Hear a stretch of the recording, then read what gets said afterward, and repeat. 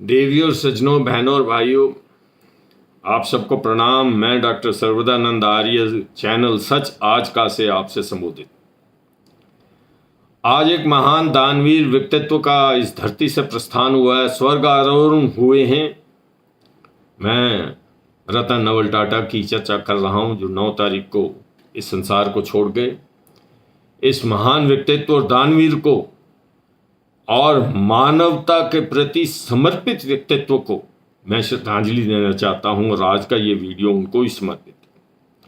28/12/1937 को जन्मे और 9/10/2024 को यानी 86 वर्ष की आयु में आप प्रस्थान कर गए।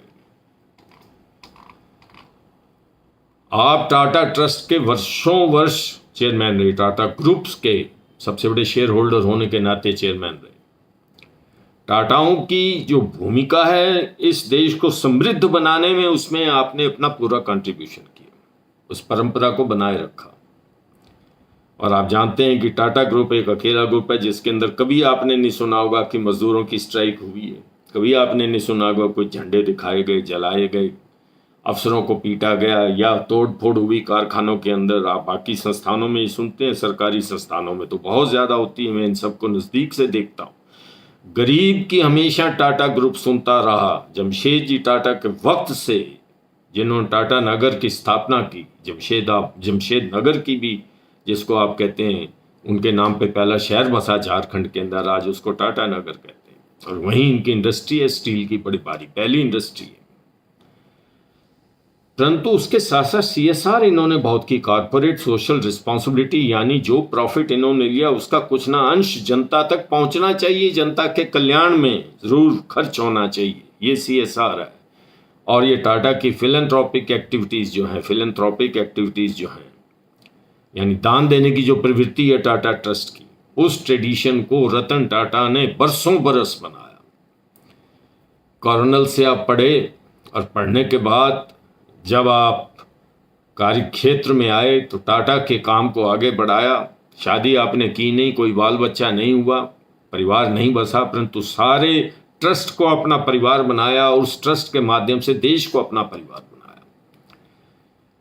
टाटा ट्रस्ट भारत की सबसे पुरानी चैरिटेबल इंस्टीट्यूशन है, और जितने सोशल इश्यूज हैं, जो इनके लीडर्स हैं, जिसमें रतन टाटा लेटेस्ट थे, वो फोकस करते रहते हैं उन सब सोशल इश्यूज के ऊपर।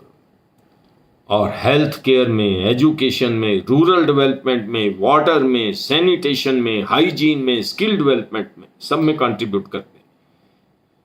मैं भारत सरकार के जितने भी ऐसे उद्यम हुए, जितने भी प्रोजेक्ट्स आए, उन सब में मुझे और मेरी संस्था को काम करने का मौका मिला। नमामि गंगे के अंदर भी हमने काम किया, स्मार्ट सिटी के अंदर भी हमने काम किया, स्वच्छ भारत के अंदर भी काम किया, अटल जल भूजल योजना में भी किया, दीनदयाल स्किल डेवलपमेंट प्रोग्राम के अंदर भी हमने काम किया, श्यामा प्रसाद मुखर्जी की रूरल और अर्बन गरीबों के कल्याण की योजना में भी हमने काम किया, नरेगा में भी किया। नरेगा भारत सरकार की पहली सरकारों की चलाई हुई योजना थी, सब में काम किया। परंतु मैंने कहीं नहीं सुना कि सोशल सेक्टर में टाटा के काम से कहीं ज्यादा काम हुआ, इसलिए इनको श्रद्धांजलि देनी बनती है।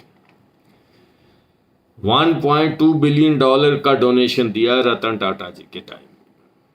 ये 9,000 करोड़ रुपए बैठता, इससे ज्यादा दिया होगा बहुत सारे उद्योगपतियों ने, परंतु ये एक ट्रस्ट की परंपरा है।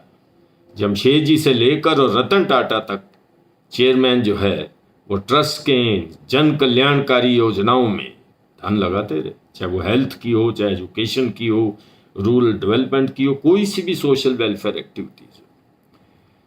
अपनी पुरानी संस्था को भी नहीं भूले रतन टाटा।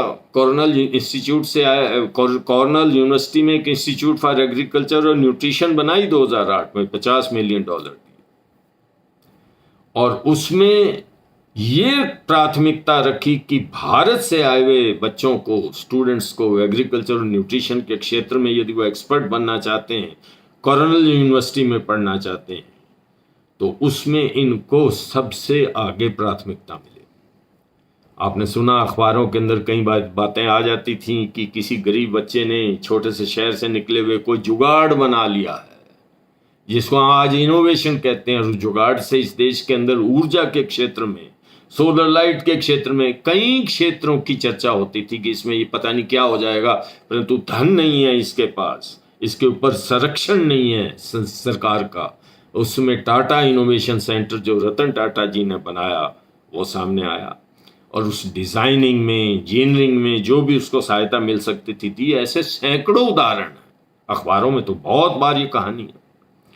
टाटा नैनो भी बनी थी, वो प्रोजेक्ट फेल हो गया। एक छोटा सा उन्होंने रतन टाटा ने कहा कि जो लोग साइकिल पर चलते हैं उनकी तरफ जब मैं देखता हूं तो मैं उनकी आंखों में देखता हूं एक सपना होता है कि कभी हम भी कार में बैठेंगे। यदि कार पास से गुजरती है तो हमेशा साइकिल सवार जो है उसके दिमाग में एक ये भावना आती है कि कभी मैं कार में बैठूंगा, परंतु जब जेब में हाथ डालता तो इतना धन नहीं होता।